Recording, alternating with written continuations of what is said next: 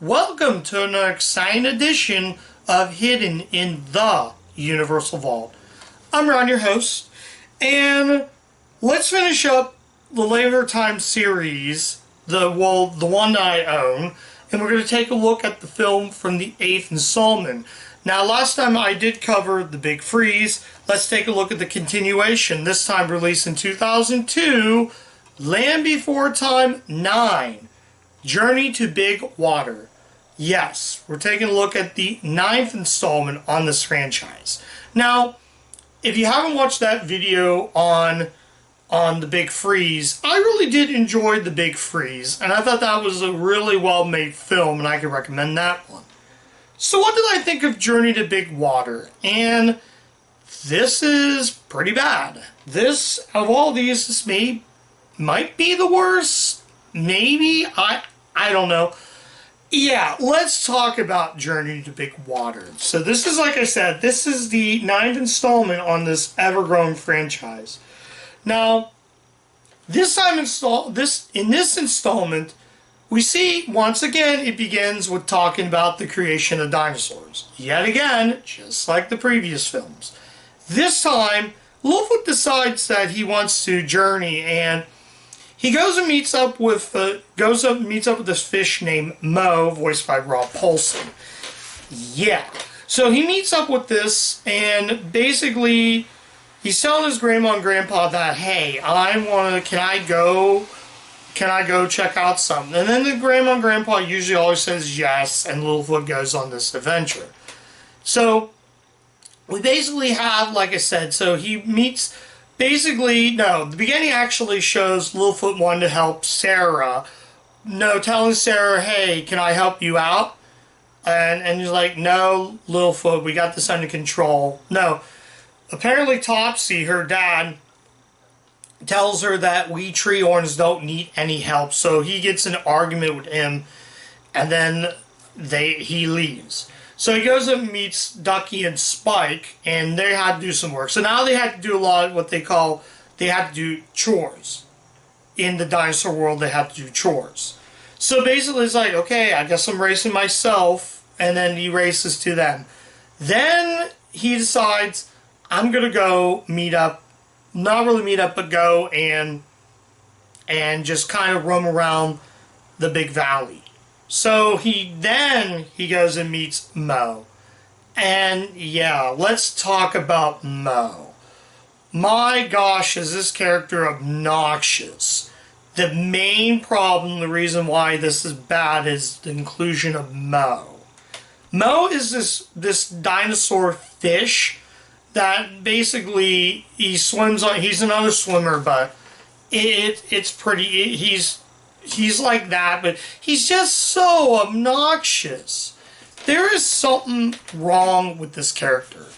Rob Paulsen usually does a really good job with his contribute to the Land for Time series, but I believe this is probably his worst role. I guess I can probably show in the back. Yeah, this fish right here is just really, really obnoxious. It really makes no sense. He's there for padding. So the other dinosaurs meet up with him and introduce him to Mo, but it really, sorry about that, guys. It really just makes this sorry about that, guys. I do apologize. So it's just really, really, really bad, and there's one particular scene, that's all I'm really going to talk about the plot. So, there is one scene, okay, so the dinosaurs had to tell him to go to the place called the Big Water. So, Littlefoot and Sarah, Ducky, and Spike, they all journey to Big Water. And that's where Mo is from. So he has to get back home to the Big Water. And it's just there. There's one literally, sorry about that again, guys, There's 1 minute's worth where they're just walking while Mo does these tricks. It's really, really obnoxious and just, well, not wisdom of friendship bad, but wow. This is really tough. Because, on the other hand, the last one I covered, which was the 15th movie, I felt that movie was bad. I don't know. This is not as bad. It's not even average. It's just boring.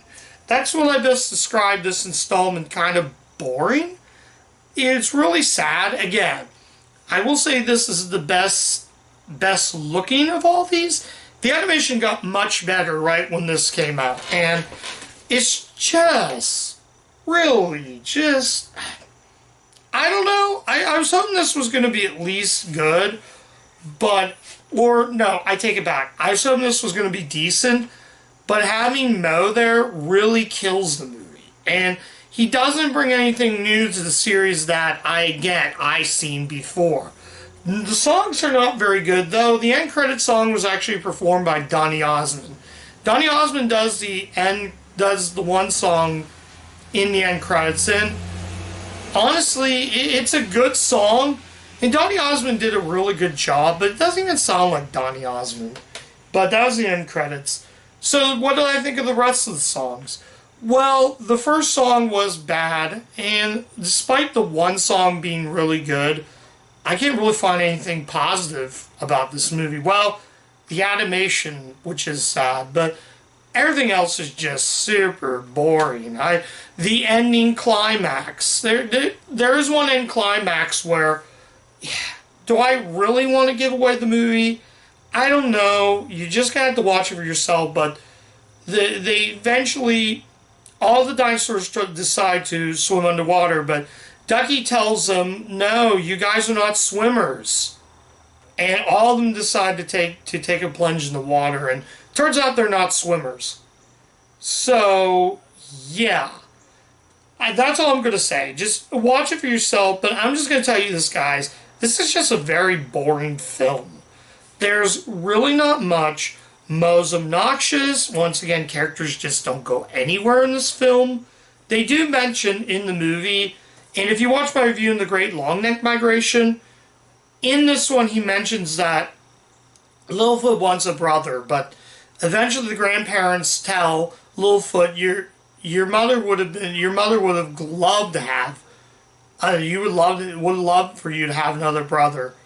So that sort of plays out into Great Longneck Migration, which will be the next installment.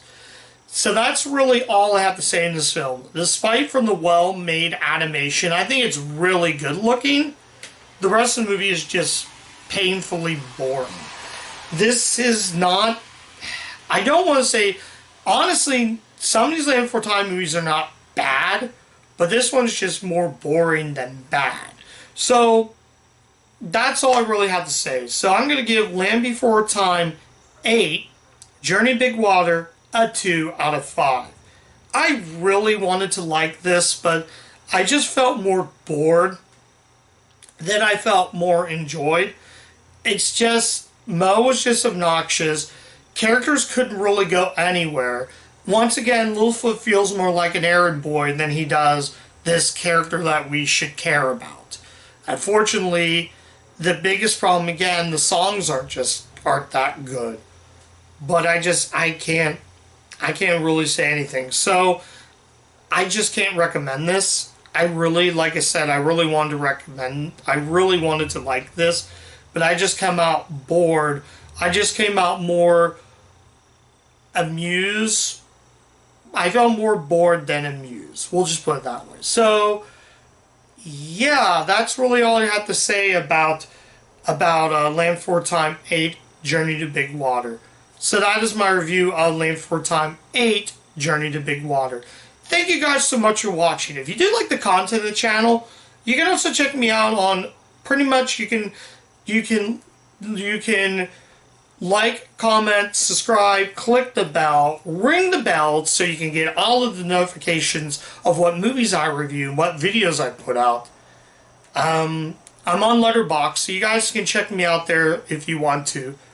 But yeah, I have a Letterboxd account. So yeah, I rate the movies before I do the reviews, before I make the reviews and make the videos. So yeah, I probably would say definitely avoid this one if you really want to check it out, I guess. But yeah, and as always, keep watching those Universal movies. And I'll catch you guys next time. Bye.